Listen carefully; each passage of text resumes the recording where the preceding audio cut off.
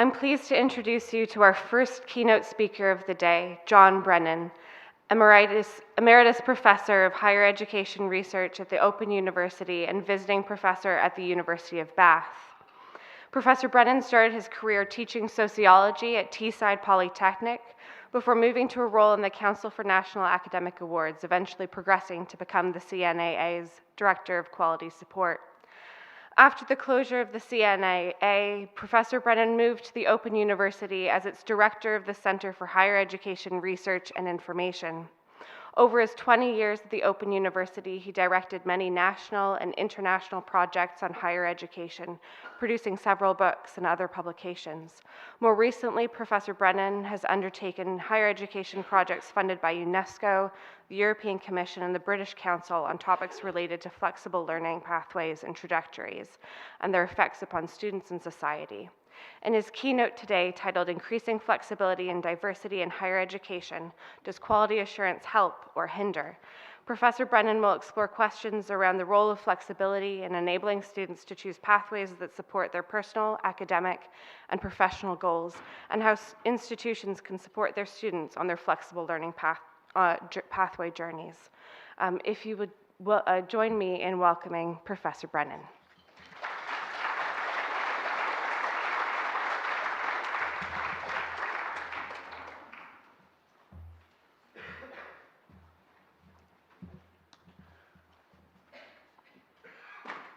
Well, good morning, and thanks for the history reminder. I want this morning to really draw on mainly, at any rate, the UNESCO project that was just mentioned on flexible learning pathways in higher education. I was responsible for doing a national case study. In a few moments, I'll say just a little bit about that.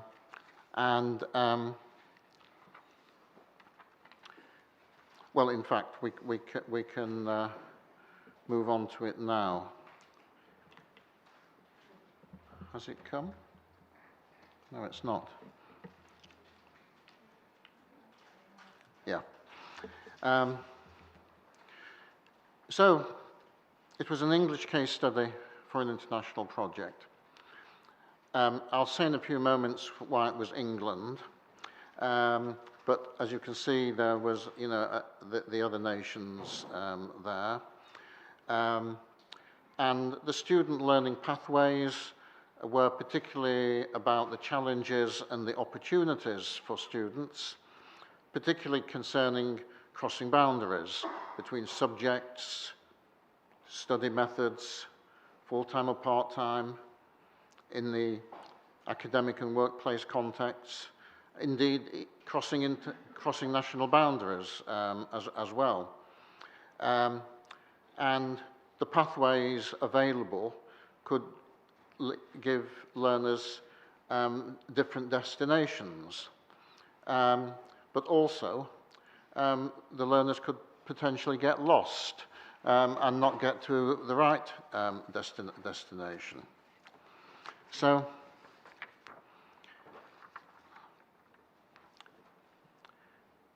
some features of the UK higher education policy. And one of the issues which I had to discuss with UNESCO was because they were talking about a UK higher education system, but arguably there were, of course, 4 UK national systems for England, Scotland, Wales, and Northern Ireland. But in terms of interviewing people and national policy people, there was also the argument that there was no higher education system because, and indeed, I'm referring in particular here to an interview I did with a senior QAA staff member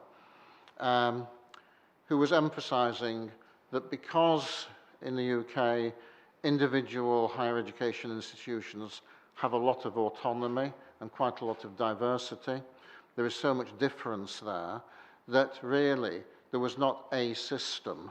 There were a lot of institutions doing a mix of different things. Anyway, practical reasons, the project was mainly focused on England, but I think we can also draw on a lot of the interesting things that were said yesterday about the distinctiveness of the Scottish system. Some of the themes that we see across the board are about the expansion, the diversity, the competition as key policy aims. And again, I think one of the themes of the project was the tension between institutions competing with each other, when actually, if they were collaborating with each other, the system could achieve a lot more. Also, and I think this certainly is the case in England, a vertically stratified system. In other words, differences are focused on reputation and are we a top university or where are we in the rankings, etc. And as I'll say later on, there is, an argument that instead of a vertically stratified system, we should have a more horizontally stratified system where we could respect that different institutions may be doing different things. So, there's a quote there from a senior QAA staff member: institutional autonomy, relative independence from government, market mechanisms, but a very diverse tertiary education, which in fact can meet diverse economic and social needs.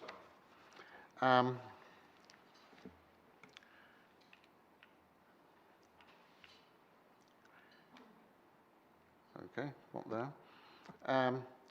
Further features and key processes within flexibility. Access and recognition of prior learning, if people are going to be students are going to be moving around the system. Credit transfer from one institution to another institution. And this is all about, can learners cross institutional boundaries? And again, part-time learning is an important part of that. And there's a quotation from a Universities UK staff member emphasising, in fact, the barriers to flexible pathways in the UK. Limited institutional boundary crossing was one of the findings of the project. Two main reasons, I think, were coming from that. First of all, diversity.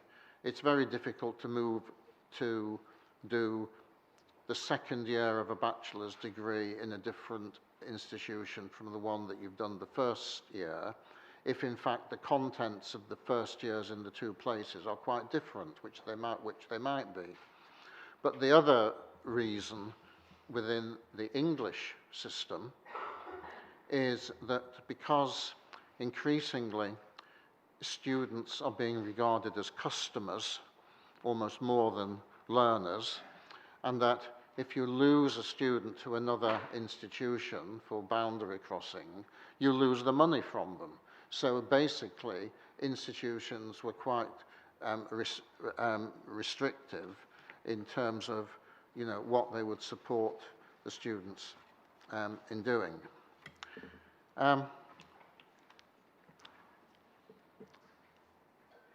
Choices for learners then. And again, this was in a sense, the advantages and the challenges for students. Sorry, it's disappeared. Oh, I see, yeah. So, what, where, when, why, and how to study. You've got a lot of choices there. You might want to learn a lot about a little, or a little about a lot. In other words, a lot about a little would be a particular degree in a particular subject, which you study hugely. A little about a lot might be micro-credentials. You do a little bit of this and a little bit of that and a little bit of something else. Is it preparing for a job? But do you know what job you want? What might you want to be doing when you change jobs? And again, this gets into the lifelong learning agenda. Again, are you going to be studying full-time, part-time, a mixture? Is it going to be face-to-face or online, close to home or far away, maybe another country? And what happens if you need to change your mind about where you're going, find a different pathway? And with all of these questions, the issue of will the learner's choices be informed choices, and who by? Just moving on then to choices for higher education institutions. Again, who makes the decisions? There's a list of possibilities there, and indeed it can be all of them, but they're making the same decisions. Relationships with other institutions I've already mentioned, competition or collaboration.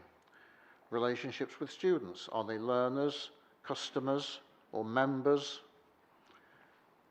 The business, the educational and social factors in relation to higher education. Recruiting, are your students local, national, international, or a mixture? And do they all want the same, or do they want different things? And then a key question of how much freedom to allow students on a range of matters there. And I think the balance between what is it that institutions allow or require, and what is it that actually students can choose to do, and how free is that choice, and how informed are the choices.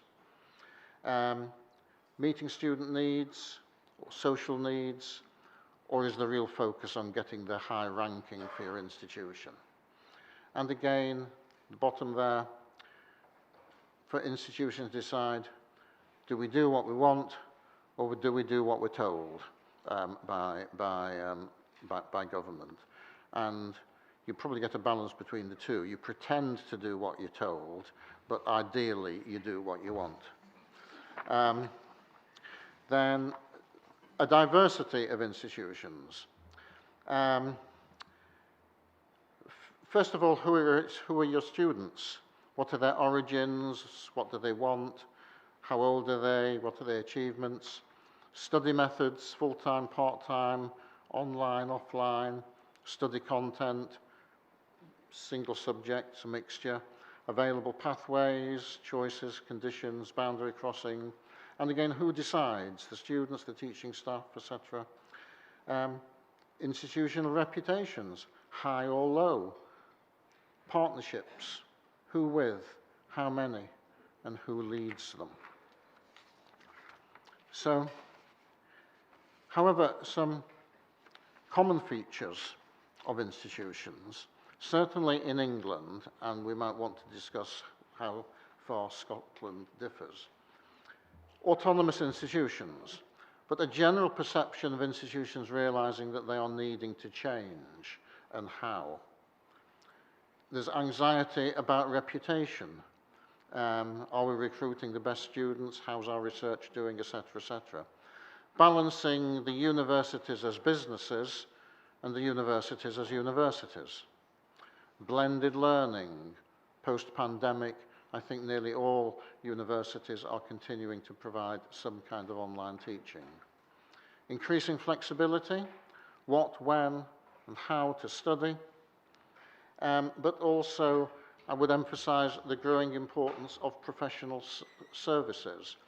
And one of the interesting things we found with some of the national case studies was the importance in institutions of professional staff providing information services to the students, so that helping the students to decide what to study, when to study, where to study, how to study. So in a way, you know, moving beyond just the traditional academic teaching function. So, moving on to some questions for higher education. I'm not sure that I will have the answers to the questions, but we can discuss that soon. So who makes the key decisions? Are they well-informed decisions? Do we need more or less diversity? Bearing in mind that less diversity helps boundary crossing for students between institutions. If there's more diversity, who benefits from it, who provides it, who pays for it? What about learning acquired outside of higher education? Should that be certificated? You don't just learn things at universities. Boundary crossing, but there are dangers. You might get lost. And are all universities going to be providing lifelong learning? And indeed, I think one of the important issues for me about yesterday was how we were moving beyond higher education to tertiary education and the boundaries that are there.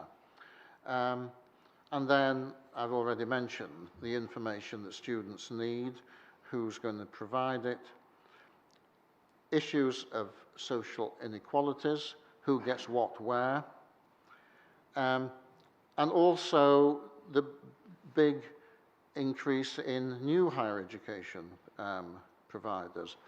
Are new providers providing something new? Certainly in England, quite a lot of higher education already takes place within further education, colleges. But also, when we move on to things like micro-credentials, a lot of it is provided by companies or other organizations altogether. So, final question, what will be the balance and relationships between academic and vocational pathways? So then moving on to recommendations coming from the UNESCO study. More focus on certification of learning, and that's not necessarily learning within higher education, but in fact the learning that people bring into higher education, particularly, you know, of mature students. And the point there of the second recommendation about more support for learning at different life stages when learners have different needs. More collaboration between institutions, I've already mentioned, linked to less competition. More collaboration between institutions and employers. Broadening of the student experience, crossing boundaries can benefit students. International student mobility can bring benefits to all, not just the international students. More emphasis, I've mentioned this, less vertical stratification and more focusing on horizontal differences. Quality assurance, increasingly important, but it also needs to be respecting the diversity of institutions and not assuming that they're all doing exactly the same things. So let me move on then to some questions about quality assurance. I think an important distinction between internal quality assurance within institutions and the external system, and who does what, who's responsible for what. Also, quality of what? Is it the content of the curriculum, how it's been transmitted, the learning outcomes of the students? And again, is the focus or the results an increasing stratification of higher education? Who's best, who's worst? You know, do we get obsessed about rankings? And is it about regulation of the system, controlling the system? Or is it about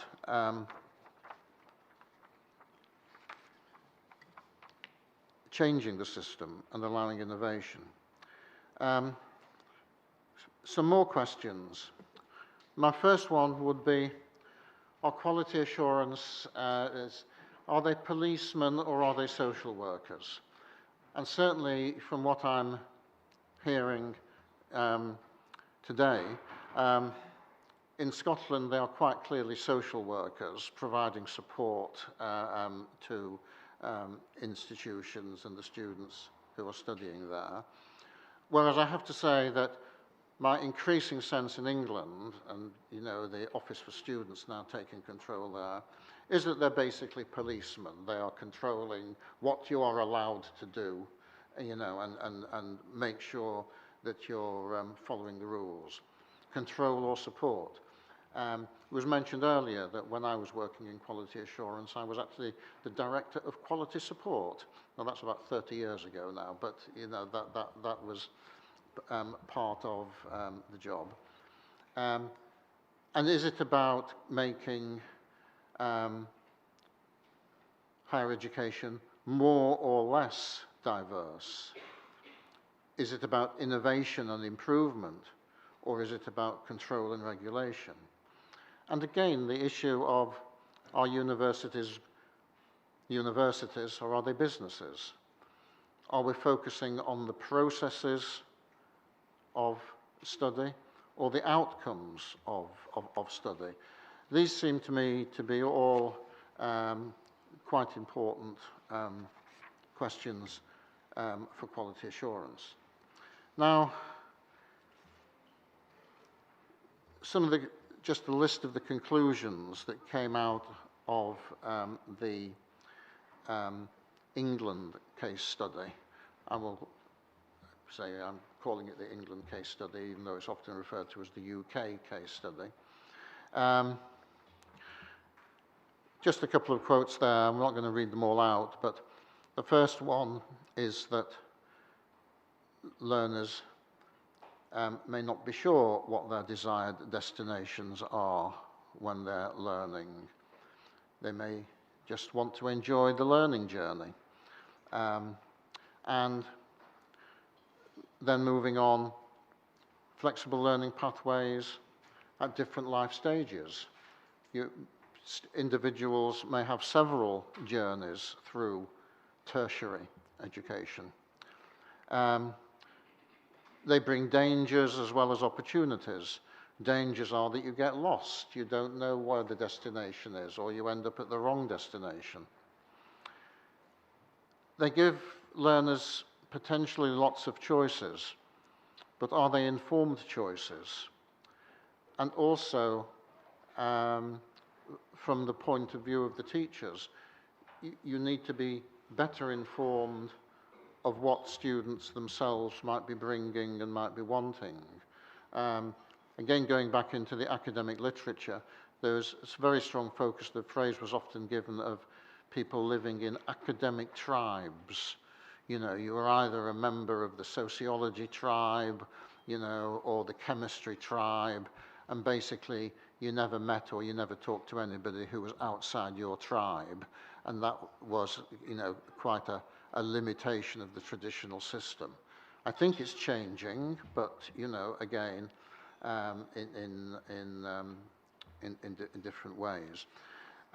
So anyway, those are some of the conclusions that come out of that. I just want now to move on to the international UNESCO project and just share with you the conclusions that came from the larger international study in really sort of three basic sections. First of all, how to create favourable policy frameworks for flexible learning pathways, and do we have them? So first of all, a comprehensive policy framework for an integrated post-secondary education. And I thought the amount of focus on tertiary education rather than higher or further yesterday was really showing that. But it does seem to me to be more of an emphasis in Scotland than it is in England at the moment. Then flexible learning pathways, again having coherent policies and practices that institutions can follow, that learners can be aware of. Social equity concerns in the national policies on flexible learning pathways, who can travel on what, involving stakeholders, and the stakeholders include employers of graduates as much as academics and students, and just improving the awareness of flexible learning pathways amongst the stakeholders. So those are, kind of key policy issues. This is all just taken from the conclusions of the UNESCO study. So, secondly, supporting flexible learning pathways with appropriate governance tools.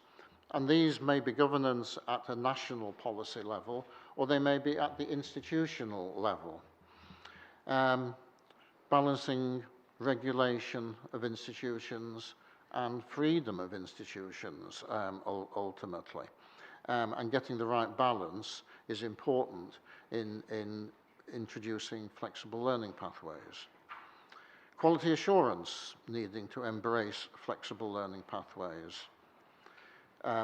Create integrated national frameworks, promote financial resources, and using data to monitor and evaluate.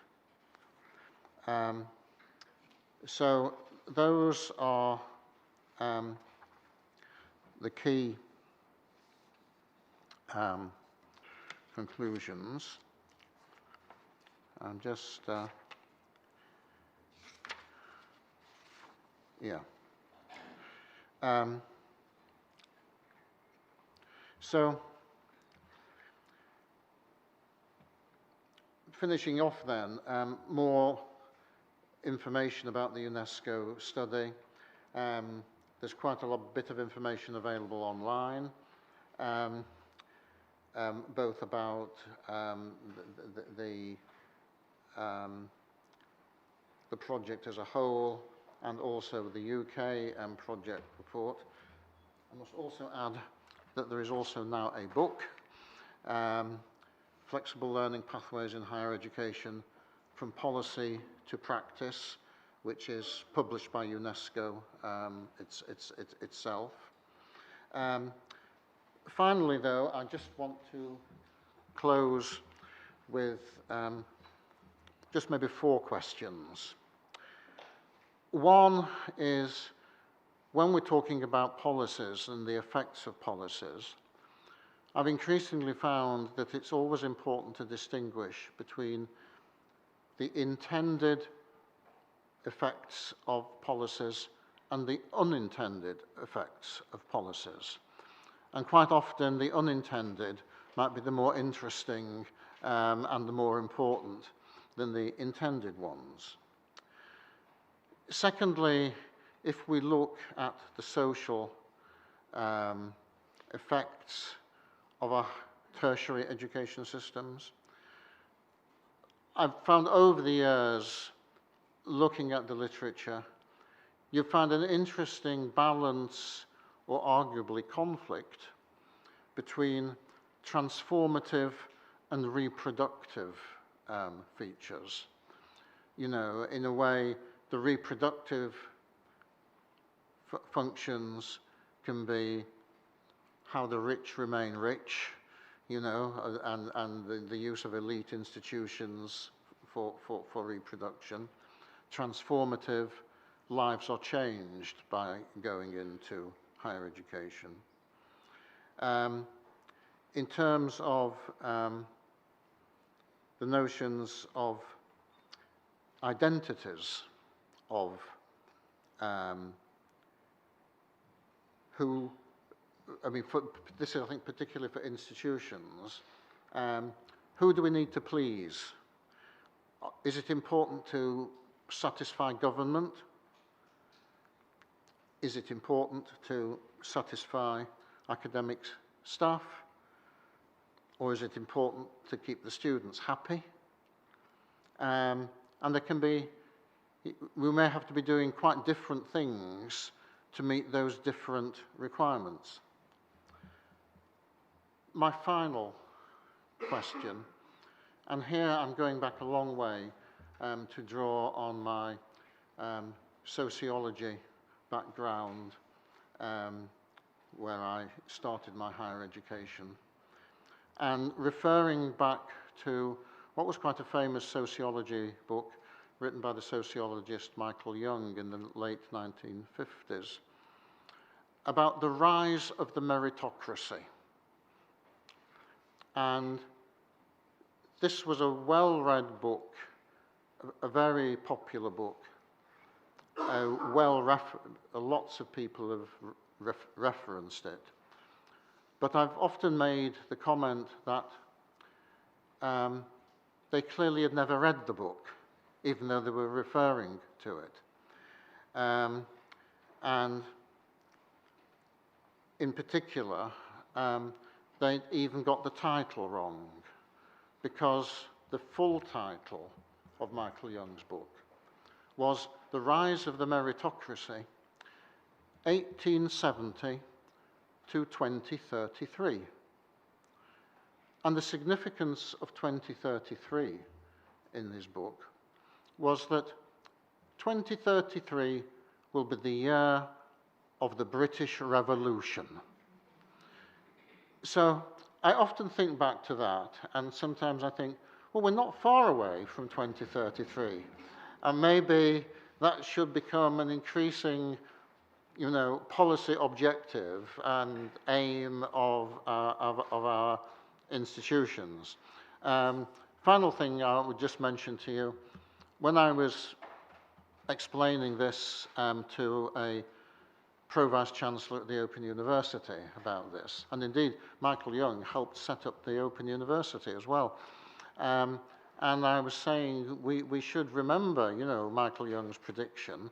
So couldn't preparing for the 2033 revolution be an important part of the Open University's aims and objectives, being written into university strategy? And I always remember his response, which was, "What an interesting idea. Yes, that's very interesting. We should consider that. Problem is, I'm just not sure how well it would work for getting funding." On that point, I will finish. Thank you.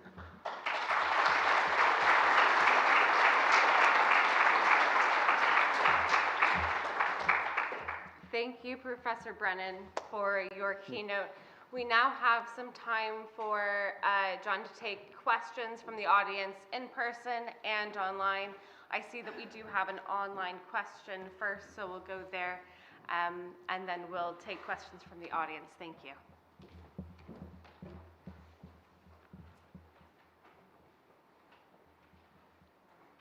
Oh, right. On our online delegate, Vicky, has posed you a philosophical question. Does the notion of students as customers impact on unequal participation and opportunities? Yes, I think I would agree with that, and I think there are a lot of issues here about. Again, one thing. Quite a lot of my work has been, recent work actually, has related to international students, and particularly Chinese international students, who are incidentally, very interesting. But what irritates me about the focus on international students, which I read in here, is that yeah, you know, they pay high fees. They're good for the business, you know. And actually, they're about much more than that. And I think it's a diversion away from regarding students as just bringing in the money. And again, it may well be that Scotland is different from England in this respect, you know, because there is still more national funding coming.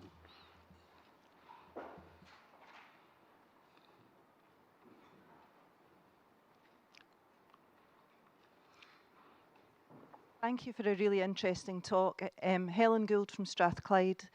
We've heard at the conference so far and have been recognising over the last few years the importance of a sense of belonging and community within students.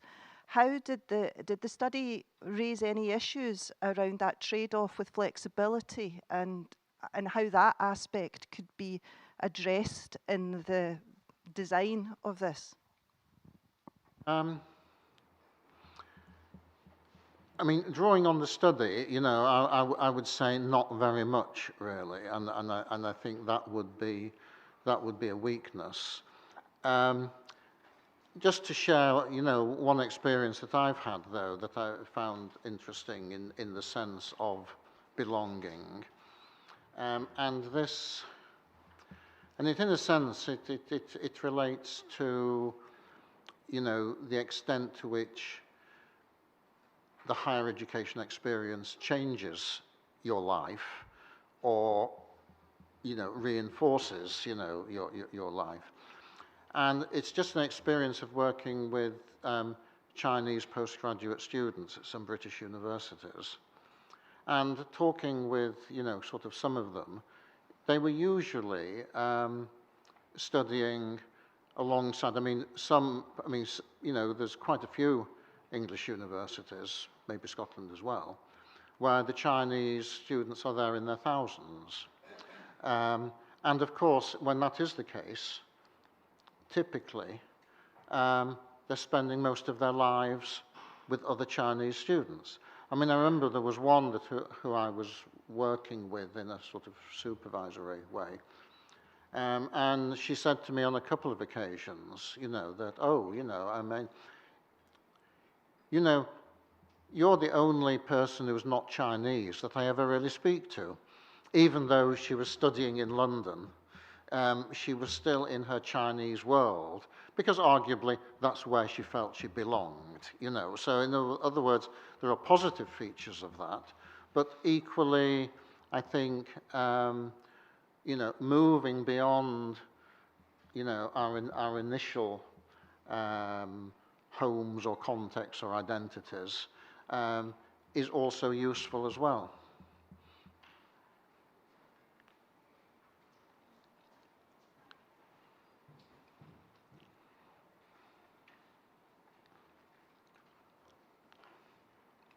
Thank you very much for really fascinating talks. So I'm really interested in what your research and how and the project, and what advice you would give us as the Scottish sector in terms of the fact that I feel that we're in a unique position with both our HE and FE sector and the tertiary framework going forward and our opportunity to work together and collaborate. What advice would you give us in Scotland now about preparing for flexible learner pathways and how we present ourselves to the students of the future? Well, interesting question. I'm not sure I can give very good answers to it, but things which immediately come to my mind about it is that students require more and different kinds of support than they traditionally would have to enable that flexibility and movement around. So the question then becomes, who is going to provide it? You know, and then clearly a question is what advice you can get, you know, from the university you're at today that might help you decide whether you're going to stay there or go somewhere else. And so I think the question about, you know, what advice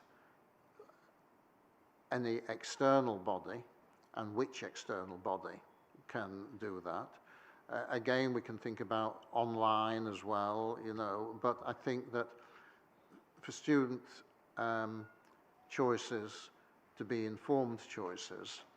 But also, I would also suggest that there are increasing challenges for everybody who works in higher education. Because, you know, if you're teaching the third year of a bachelor's degree in a particular subject, but you don't know what the students who are there, what they have studied previously, that creates considerable challenges for the quality of the delivery. And I do think there are some quite big challenges like that are not really being addressed at the moment, because it's not just about, you know, the students, you know, it's about everything within the system. So these, you know, to me are you know, the key challenges which we're not meeting, I don't think, yet.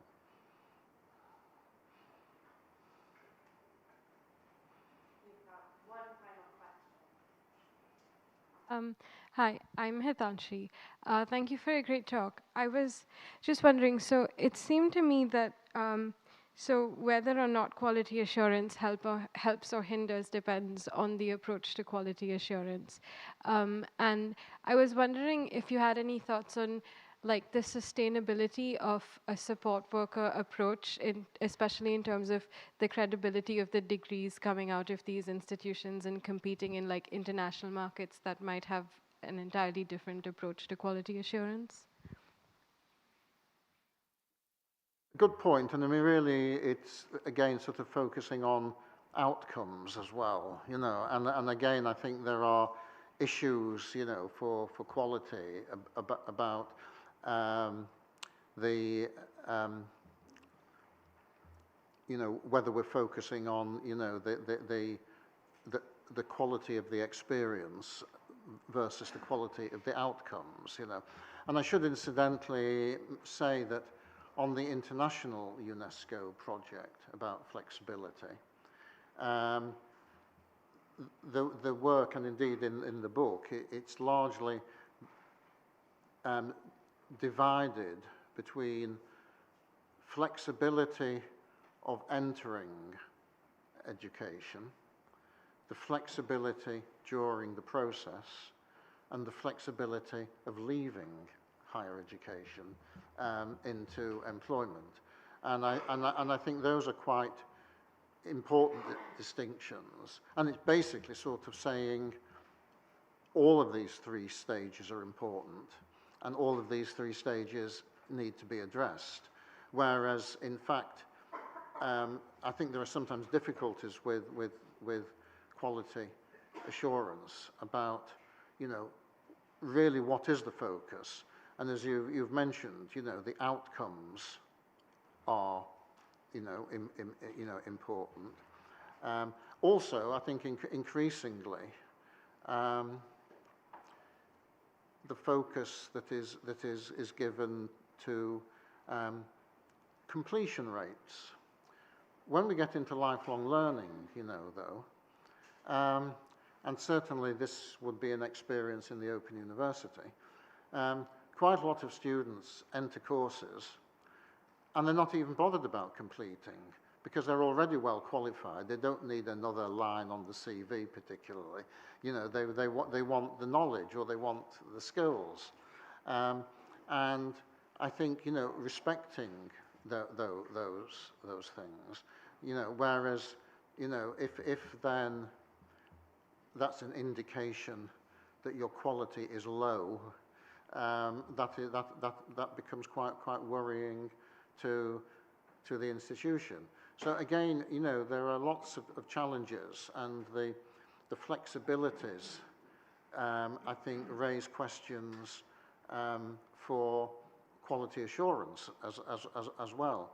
And it's all part of diversity as well, you know. But different people need different things, you know, and are looking for different outcomes, different opportunities. and how higher education can respect all of that. And I do think there is a lot of potential there, and I think moving from the higher to the tertiary is an important feature of that. But then we've got to do it well, is the other challenge. Thank you, Professor Brennan. Can I ask you all to thank Professor Brennan again for his keynote?